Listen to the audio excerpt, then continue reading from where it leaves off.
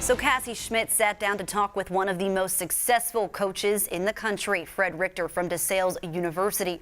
Richter is in his 28th season in Center Valley and is only one of two coaches to attain the 500th plus win mark at DeSales.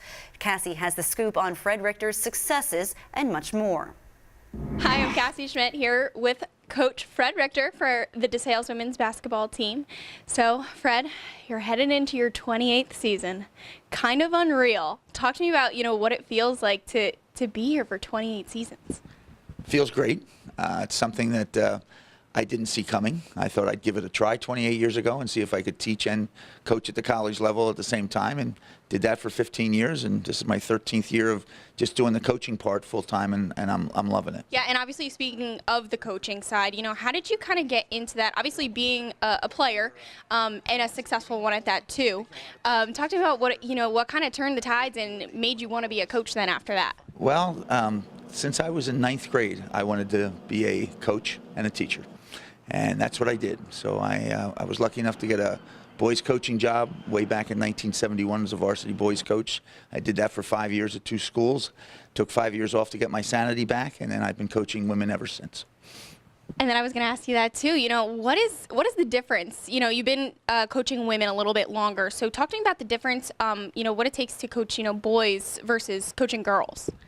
Coaching guys in the 70s, we're talking the ice ages, was difficult for me. I was a gung-ho, go get 'em, and tunnel vision with basketball, and I wasn't coaching guys that had the same level of commitment. So it was easy for me to step away and be more involved in my 4 kids' lives. I got back into girls on a whim because I did miss coaching, and I found the young ladies, to be very coachable, wanted to win, and would do just about anything you asked for them on the court. And it's been a good relationship ever since, from my end. Yeah, and then obviously being a player and being a coach, obviously something that comes with both of those things is failures and lessons learned. Is there one that maybe speaks to you, or something that you look back on and really feel like you've learned from? Well, yes.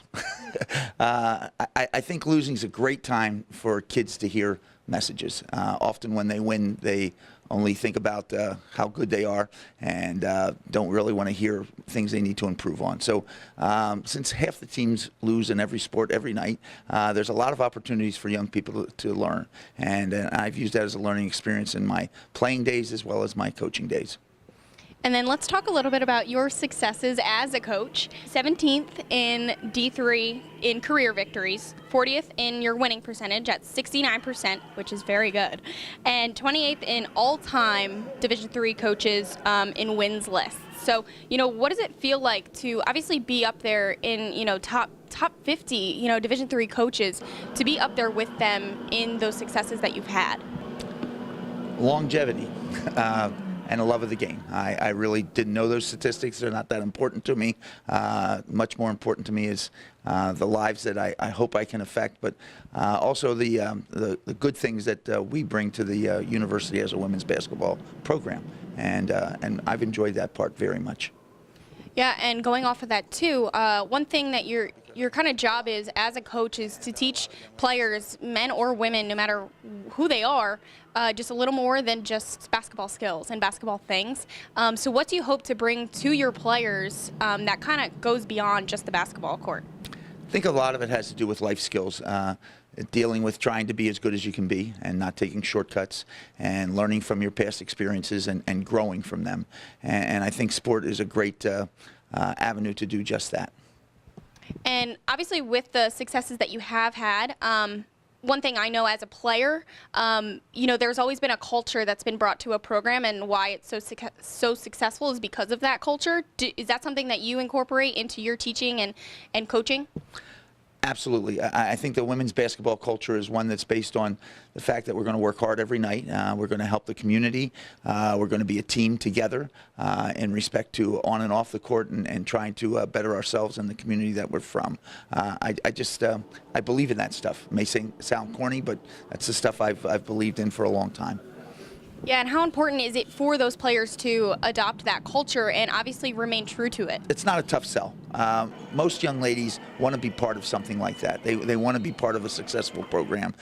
They want to talk about the good times they had on and off the court, and it's something they keep with them for their whole life. There are very few that walk away and never touch my life or their friends' lives again. Obviously, this might be a little bit hard, but if you had to pick a favorite season or maybe a favorite moment, what would that be? I think there were two. I'm going to cheat. One was winning the first MAC championship that DeSales University ever had with a women's basketball team that wasn't picked to even make the playoffs.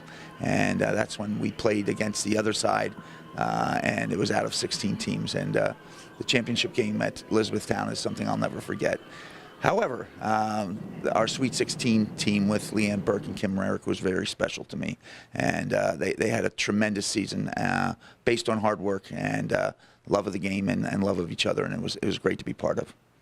And, finally, obviously, this being your 28th season, how proud are you to be a part of DeSales and obviously been a part of something that's been so successful and working for so long? I'm very comfortable with being here, and I don't usually talk about how long I've been here. I talk about the number of young ladies that have been on my team and the fun we've had and the wins we've had and the tough times that we've had. And I don't count the years until every once in a while like there's a 500th win or a 25th year or something like that. It's a lifestyle for me. Retirement's not part of my language. My wife doesn't think I'll be a very good partner at home. She wants me here. She thinks I'm much better off releasing my energy here, and I tend to agree with her. Thank you, Coach, obviously, for your time. Wish you the best success moving forward, and hopefully retirement is nowhere near in your future. Not in mine. Thank you again for being with us. From Fred Richter and myself, Cassie Schmidt, from TV2 Sports. Thank you.